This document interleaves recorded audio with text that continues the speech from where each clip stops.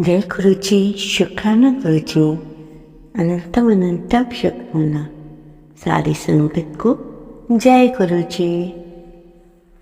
संगत जी, अपने मंत्र जाप के साथ ही मैं सत्संग शुक्राना शुरू करती हूँ। ओम नमः शिवाय, शिव जी सदा सहाय। ओम नमः शिवाय, गुरु जी सदा सहाय। गुरु जी के चरणों में कोटि कोटि नमन, लख लख बारी प्रणाम। संगत जी, मैं आज आपको एक बात बताना चाहती हूँ। इससे पहले जो गुरु जी के चरणों में लाइक सब्सक्राइब समर्पित करे, उसके घर में सुख समृद्धि की कभी कमी ना करें हमारे प्यारे गुरु जी। उन्हें भरपूर दे गुरु महाराज, उनकी हर इच्छा को पूर्ण करे। जो बड़ा मंदिर है उसके बारे में, ठीक है। और बहुत ही इम्पोर्टेंट बात है, अगर आज ये आपने बात सुन ली तो आप इधर उधर जो घूमते हो ना टूर बना के, स्पेशली फैमिली उनके साथ, आप फिर वो हमेशा कहोगे बड़े मंदिर का टूर बनाते हैं फैमिली से, और बड़े मंदिर ही जाएंगे। कुछ ऐसा के चाव है और वहाँ से ब्लेसिंग्स इतनी मिलती है, क्या क्या नहीं मिलता। परमात्मा का सच्चा दरबार जहाँ में महाशिव स्वयं विराजमान है, 12 ज्योतिर्लिंग है और 13वां भी कुछ कहते हैं रखा, उसके बारे में मेरे को नॉलेज नहीं है, पर कह रहे थे कि हो जाएगा तैयार। तो आज मैं आपको बड़े मंदिर के बारे में कुछ बात बताना चाहती हूँ। जैसे कि कहा जाता है कि बड़ा मंदिर छत्रपुर में स्थित है। उसमें 12 ज्योतिर्लिंगों के दर्शन करने के बाद सभी की ही मनोकामना पूर्ण हो जाती है। देर सवेर जरूर लगती है, बल्कि कहा जाता है कि पूरी हो जाती है। आपकी कैसे भी कामना हो, उसके विषय में मैं बताऊंगी कि कैसे आपकी बड़ी से बड़ी इच्छा पूरी होगी। मैंने आपको कहा है ना, बजाय इधर उधर घूमने के बड़े मंदिर का टूर लगाओ। क्यों हम बड़े मंदिर का टूर क्यों नहीं लगा सकते संगत जी? जब आप 12-12 13-13 दिन के लिए कहीं जाते हो, खाटू श्याम बस का सफ़र होता है हफ्ते 8-10 दिन का, तो आते हो, तो ऐसे ही आप बड़े मंदिर के लिए 1-2 दिन के लिए जाइए।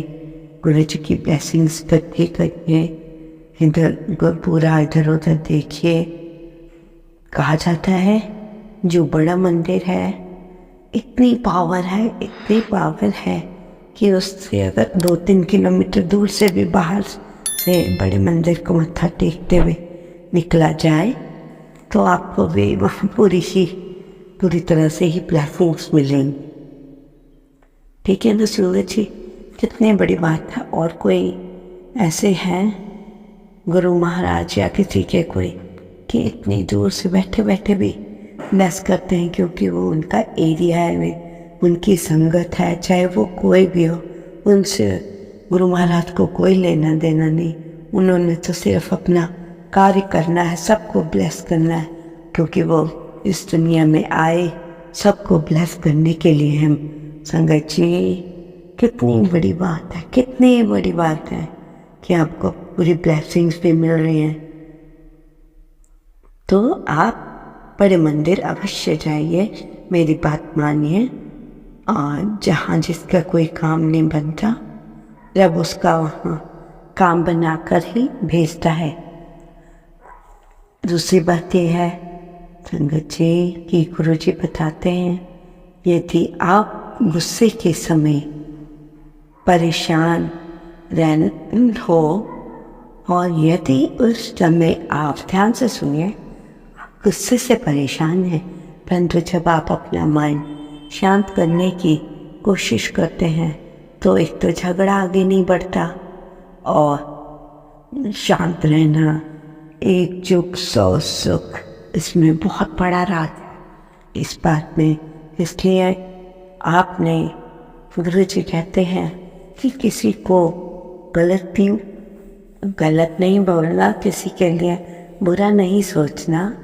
वो सब कार्य करने के लिए मैं बैठा हूँ कि जो आपके साथ बुरा कर रहे उनका एक एक क्षण का मुझे पता है, बिन बताए आपके, क्योंकि कहा जाता है बिन बोलिया सब जानता, किस आगे कीजिए अरदा।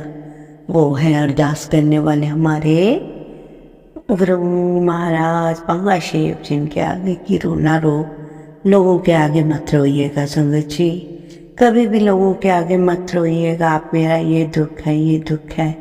आपको पता है लोग बहुत दोगले हैं, आपके पीछे कुछ, सामने ऐसे, या आपके सिवा किसी को जानते ही नहीं, इतना प्यार छिड़कते हैं। दूसरी साइड आपका बुरा करने से भी बिल्कुल पीछे नहीं हटते। इसलिए ये ज़िंदगी जो मिली है बहुत सोच विचार करके कहा जाता है, इसीलिए कम बोलिए, परमात्मा पे छोड़िए, वो सबका ख्याल रखते हैं। ये नहीं अगर आपने गुस्से में कुछ कह दिया तो हमेशा के लिए कुछ गलत हो गया, किसी का सिर फट जाए, कोई केस बन जाए। इसलिए गुस्सा शांत करना सीखिए। जो गुरु जी की संगत है, मोस्टली 80% लोग तो गुरु जी के साथ रहकर बिल्कुल ही शांत हो गए हैं। उन्हें कुछ नहीं चाहिए संगत जी, कुछ भी नहीं। और इतना अच्छा लगता है कि हमारे गुरु महाराज सबके बारे में सोचते हैं, सर्वथा भला करते हैं। कोई गलत राह पे चल भी रहा हो उसे संभाल लेते हैं। तो क्योंकि संगत जी दुनिया को देखकर आप समझ गए होंगे कि दुनिया कितनी झूठी है, बहुत ही झूठी है। जहाँ तक मेरी समझ है, सारे संबंध, रिश्ते, नाते सब झूठे हैं। और लोग तुम्हें तभी तक प्यार करते हैं जब तक आप उनके काम कर रहे हो, उनके काम आ रहे हो, उन्हें पैसे से खुश कर रहे हो। एक दिन आजमा के ही देख लीजिए संगत जी, कि किसी दिन कह दीजिए मेरे पास पैसा नहीं है, मैं रोज खर्च करता हूँ या क्या करता हूँ, मैं सबकी मदद करता हूँ। धीरे धीरे वही दोस्त आपके पीछे हट जाएंगे, आप फिर मझधार में अकेले ही रह जाएंगे। इसलिए आपको लोगों से ज़्यादा उम्मीद भी नहीं रखनी, लोगों के बारे में ज़्यादा सोचना भी नहीं। क्यों व्यर्थ के कामों में समय गवाए।